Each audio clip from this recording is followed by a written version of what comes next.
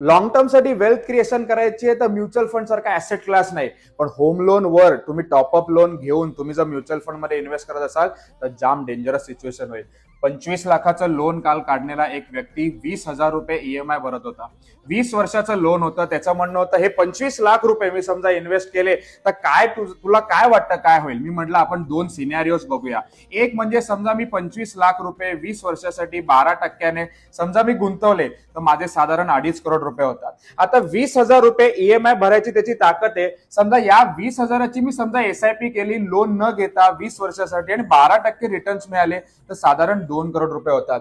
25 लाख रुपये लमसमने जास्त पैसे होतात. पण मित्रांनो, स्ट्रेस फ्री पैसा हवाय आपल्याला. पॅसिव्हली मजा करायची आहे, वेल्थ क्रिएशन करायची आहे आणि खरं सांगू ना तर अनफॉर्च्युनेट इव्हेंटला पैसे काढण्याची ताकद पाहिजे. तुम्हाला समजा पोर्टफोलिओ हवाय ना, त्या नंबरवर व्हॉट्सअप करा, मी तुम्हाला एंड टू एंड सोल्युशन देईन. Thank you very much.